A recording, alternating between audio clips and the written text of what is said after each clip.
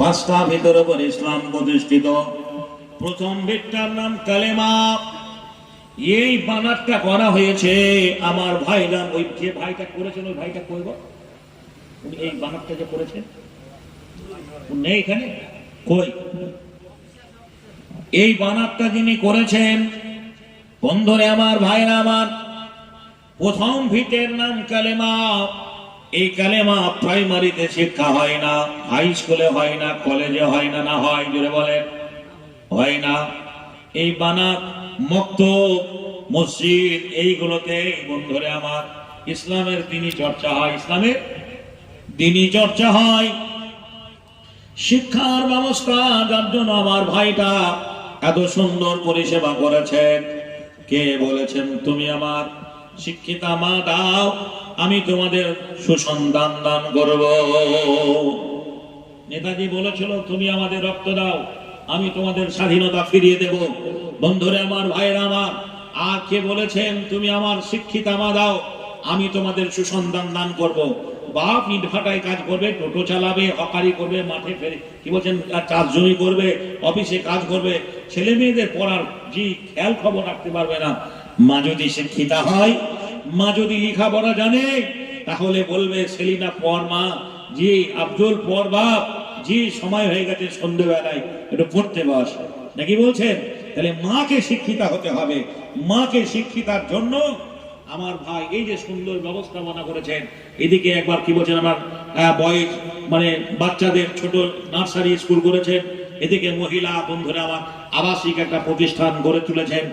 আল্লাহর কাছে পরিশেষে দোয়া করি এর যেন যে দীর্ঘায়ু হয় এবং আরো বৃহত্তম আকার ধারণ করতে পারে। জোরে বলুন আমিন, জোরে বলুন আমিন। আমি যেটা আপনাদের সামনে বলছিলাম ভাইয়ের আমার বন্ধুরা আমার, তাহলে প্রথম ভিতটার নাম হচ্ছে কালেমা। কালেমার পরে পরে যেটা আপনার জন্য ফরজ করা হয়েছে সেটা হচ্ছে 5 ওয়াক্ত নামাজ। এই 5 ওয়াক্ত নামাজ কবে থেকে ফরজ হয়েছে? আল্লাহর নবী বললেন তোমার ছেলে ও মেয়ের 7 বছর বয়স হলে নামাজের প্রশিক্ষণ দেবে, নামাজ পড়ার কথা বললে নামাজের তাগিদ দেবে। 10 বছর বয়সে নামাজ না পড়লে তাকে আর তোমার অন্যে রাখা যাবে না। বাপই তো নামাজ পড়ে না, নাকি বলছেন? আল্লাহর কাছে সবচেয়ে ওই বাড়িটা ভালো, আমাদের কাছে ওই বাড়িটা ভালো যে বাড়িটা মার্বেল বসানো আছে, ভালো ঠিকঠাক রং টকটকে একবারে নতুন মডেল করেছে, সেই বাড়িটা আমাদের কাছে ভালো। আল্লাহ বলছেন না, ও দুনিয়ার মানুষ শোনে না, আমার কাছে ওই বাড়িটা সবচাইতে ভালো যে বাড়িতে একটাও বেনামাজি নেই। আল্লাহর কাছে ওই বাড়িটা উত্তম যে বাড়িতে একটাও বেনামাজি নেই। হাজি হজ করে এসছে, হাজির বেটারা নামাজ পড়ে না, মা বয়স্ক মহিলা মা নামাজ পড়ে, ওই মায়ের 4টা বৌমা কেউ নামাজ পড়ে না, তারা সিরিয়াল টিভির সিরিয়াল নিয়ে ব্যস্ত। জোরে বলে ঠিক না ঠিক? বেটারা রোজগার করে, কেউ ট্রাক্টর চালায়, কেউ হার্ডওয়ার্সের দোকান, কেউ ব্যবসা করে, কেউ এখান ওখান ছোটাছুটি করে, কেউ অফিসে যায়। তারা রোজগার করে, টাকা রোজগার করে সংসারটা সুখের করেছে, কিন্তু একটা বেটাও কেউ নামাজ পড়ে না। এরকম ফ্যামিলি আপনাদের দেশে আছে না নেই? আছে না নেই?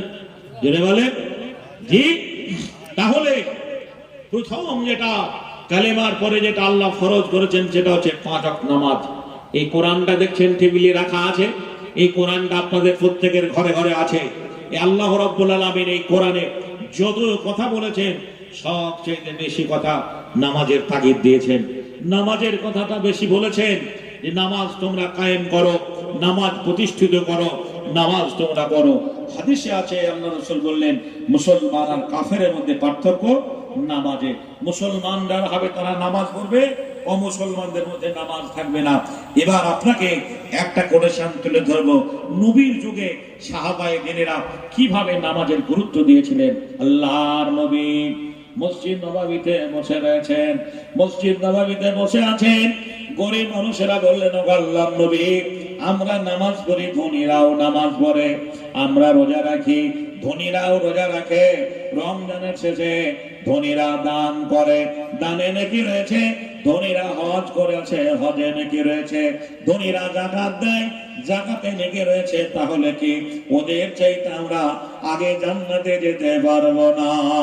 আল্লাহর নবী বললেন, সাহাবীরে শুনে নাও, সারা দুনিয়ায় যতগুলো জায়গা আছে আল্লাহর কাছে উত্তম জায়গা আছে মসজিদ। মসজিদকে দুনিয়ার জান্নাত বলা হয়েছে। সাহাবীরে শুনে নাও, যখন তোমরা মসজিদে যাবে সুবহানাল্লাহ সুবহানাল্লাহ আলহামদুলিল্লাহ আল্লাহু আকবার ওয়া লা ইলাহা ইল্লাল্লাহ এই তাসবিহগুলো পড়বে, জিকিরগুলো করবে। ওরে আমার সাহাবীরে শুনে নাও, ফজরে যদি 100 বার পড়ো, জোহরে 100 বার পড়ো, আসর মাগরিব 100 বার পড়ো, ওই ধনীদের চাইতে তোমরা আগে জান্নাতে জায়গা পাবে। আর আমরা অর্ডিনারি নামাজি, নাকি বলছেন রেডিমেড নামাজি। তাড়াহুড়ো করে গিয়ে ইমাম সালাম ফেরার পরে দেখি দুজন ভাই দূরে কাত পায়নি, ছুটে গেছে, খেয়ালই করি না, আমরা তার আগে দিকে চলে যাই, যাই না, তার সামনে দিয়ে চলে যাই। সাহাবীরা বসে বসে তাসবিহ করছেন, জিকির করে, জান্নাতি ফলগুলো খায়। ওরই মাঝে একজন সাহাবী সবারই শেষে ছুটে এসে নামাজ ধরে। যেই নামাজ হয়ে যায় কাতার ফেরে ফেরে বাড়ি পালিয়ে যান। অন্যান্য সাহাবায়ে কেরাম আল্লাহর নবীর কাছে অভিযোগ করলেন, কমপ্লেন করলেন। পরের দিন আমার নবী বললেন, ভাই সব বাকি নামাজ পড়ে তোমরা থেমে যাবে। আচ্ছা, আমরা যারা এখানে বসে আছি ইমামকে কেউ মানি? ভাই ইমামকে কেউ মানি? ইমাম মানে নেতা, নেতার আনুগত্য কতক্ষণ করি? যখন ইমাম নামাজে দাঁড়ায়, রুকুতে যায় আমরাও রুকুতে যাই, ইমাম সেজদায় যায় আমরাও সেজদায় যাই। ইমাম সালাম ফিরিয়ে যদি বলে ভাই আপনারা থেমে যাবেন, মসজিদ সংক্রান্ত বিষয় নিয়ে একটু আলোচনা আছে, এই ইমামের কথা আর কেউ গুরুত্ব দেয় না, তখন সবাই আপন আপন কাজে চলে যায়।